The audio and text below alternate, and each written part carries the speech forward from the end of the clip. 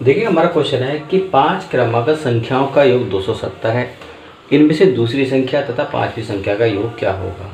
ठीक है, तो क्वेश्चन में 5 क्रमागत संख्या का योग दिया गया है, 270 दिया गया है और इसमें से दूसरी तथा पांचवी संख्या का योग पूछा गया है।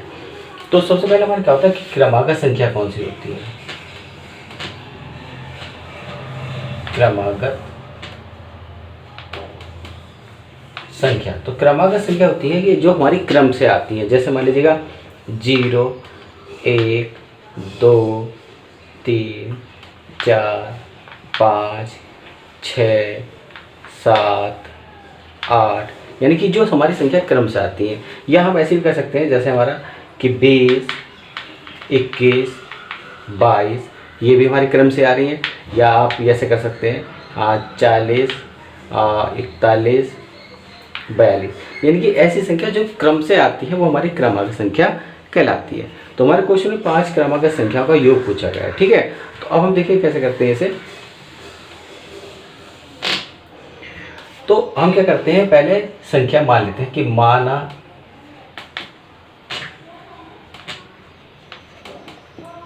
संख्या बराबर x। ठीक है, हमने संख्या बराबर x मान ली। अब 5 क्रमागत संख्या पूछ रहा है तो हमारी 5 क्रमागत संख्या हो जाएगी, देखिएगा सबसे पहले हो जाएगी हमारी x, क्योंकि सबसे पहले 0 होती है तो हम ये हो गया x। ठीक है, दूसरी संख्या हो जाएगी हमारी x प्लस 1। ठीक है, तीसरी संख्या हो जाएगी हमारी x प्लस 2। ठीक, और चौथी संख्या हो जाएगी हमारी x प्लस 3। ठीक है, और पांचवी संख्या हो जाएगी हमारी x प्लस 4। ये हमारी 5 क्रमागत संख्या हो जाएंगी। देखिएगा x यानी कि 0 हो जाएगा, 1, 2, 3, 4। ठीक है, अब हमने संख्या को x मान लिया था। ठीक है, तो हमारी 5 क्रमागत संख्या ये हो गई। अब वो कहा कि 5 क्रमागत संख्या का योग और इन संख्याओं का योग जो है वो आपका 270 है, ये दिया गया है। ठीक है, तो हमारी क्रमागत 5 क्रमागत संख्या भी हो गई हैं और इनका योग भी 270 हो गया। ठीक है, अब हम क्या करते हैं, जो हमारी संख्या दी गई है x x x x x, तो पहले हम इस x x को प्लस कर लेते हैं।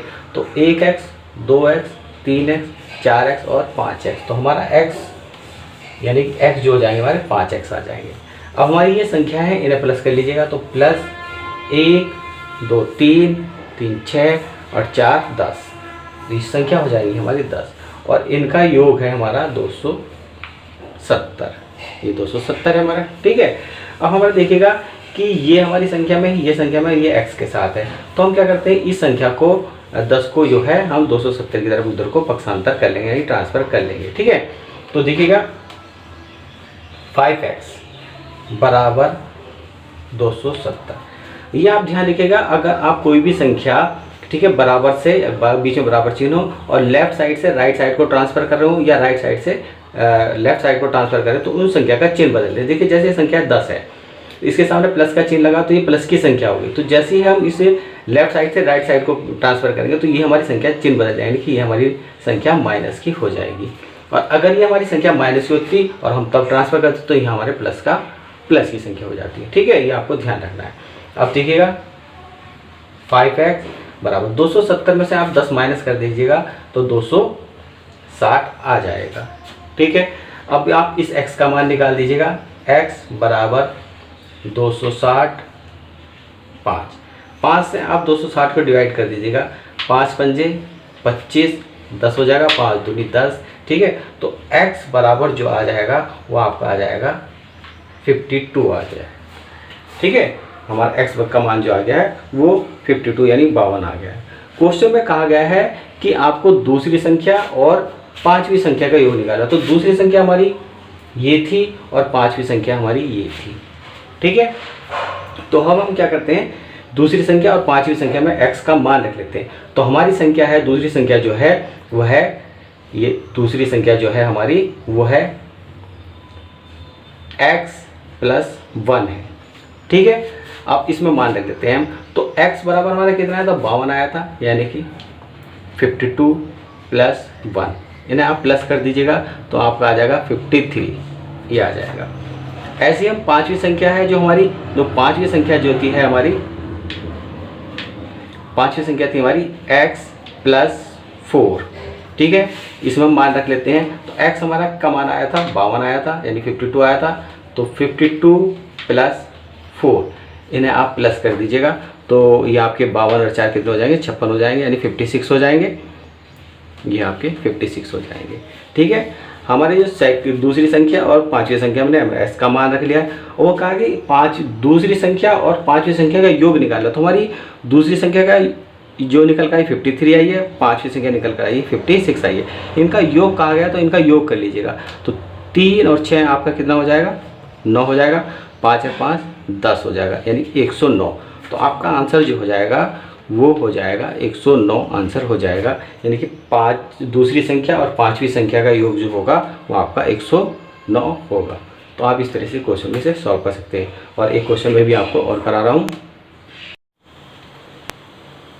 हमारा क्वेश्चन है कि 3 प्राकृतिक संख्याएं 2:3:4 के अनुपात में है। यदि इन संख्याओं के वर्गों का योग 261 हो तो संख्याएं ज्ञात करनी है। ठीक है, तो इसमें क्वेश्चन में दिया है प्राकृतिक संख्याएं दी गई हैं 2:3:4 के अनुपात में दी गई हैं, और यदि इन संख्याओं और वर्गों का योग जो दिया गया 261 दिया गया है, हमें संख्याएं ज्ञात करनी है।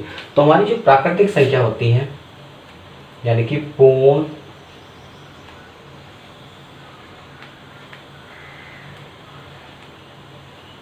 प्राकृतिक संख्याएं, ठीक है, हमारी जो पूर्ण प्राकृतिक संख्या होती हैं वो होती है 0, 1, 2, 3, 4, 5, 6, 7, 8, 9। ये जो हमारी संख्या होती है पूर्ण प्राकृतिक संख्या होती है। यानी पूर्ण प्राकृतिक संख्या जो होती है हमारी 10 होती है, यानी 0 से लेकर 9 तक हमारी पूर्ण प्राकृतिक संख्या होती है। और हमारे क्वेश्चन में दिया गया कि प्राकृतिक संख्या अनुपात में दी गई है। ठीक है, अनुपात में दी गई है। तो हम क्या करते हैं इस क्वेश्चन करने के लिए, हम मान लेते हैं कि माना संख्या बराबर x, और हमारा जो अनुपात दिया गया है वो 2:3:4 दिया गया है। ठीक है, तो हम इन संख्याओं को x के साथ रख लेते हैं। तो हमारे आ जाएगी 2x प्लस, क्योंकि योग की बात हो रही है तो हमने प्लस लगा देंगे। ठीक है, और फिर आ जाएगी दूसरी आ जाएगी हमारी 3x प्लस 4x। ये हमारी संख्या हो गई है। ठीक है, अब क्वेश्चन में कहा कि वर्गों का योग 261 है, यानी कि इनके वर्गों का योग। अब हम इन संख्याओं के वर्ग कर लेंगे। ठीक है, तो 2 का वर्ग कितना हो जाएगा आपका 4x। ठीक है, ये हमारा वर्ग आ गया। 3 का कितना होगा, 3 तिया 9x वर्ग आ गया। ठीक है, 4 का कितना हो जाएगा 16x वर्ग आ गया। ठीक है, और इनका जो योग दिया गया है वो दिया गया 261 दिया गया है आपका। ठीक है, क्योंकि क्वेश्चन में वर्गों का योग दिया गया तो हमने इनका वर्ग कर लिया है। 2 का 4 वर्ग हो गया। ठीक है, x स्क्वायर हो गया, 3 का 9 हो गया है, और 4 का 16 यानी कि x स्क्वायर आ गया। ये हमारा, और इनके वर्गों का योग जो है 261 हो गया है। ठीक है, अब हम क्या करते हैं, देखिए इनमें योग किया गया तो इन संख्या को प्लस कर लेते हैं। तो 4 और 16 हमारी 20 और 9 29, तो हमारा आ जाएगा ये 29x स्क्वायर 261 आ जाएगा। ठीक है, हमने इनका योग कर लिया है, तो हमारी ये टोटल संख्या जो हो जाएंगी 29 हो जाएंगी, और x स्क्वायर बराबर 261। अब हम इस x स्क्वायर का मान निकाल लेते हैं। तो x स्क्वायर बराबर 261 और अपॉन में आपका आ जाएगा 29 हम इसे डिवाइड कर देंगे। अगर हम 29 से 261 को डिवाइड करते हैं तो हमारा आ जाता है 9 बार आ जाता है। तो इसका मतलब जो हमारा x स्क्वायर बराबर जो आ गया है वो हमारा 9 आ गया है।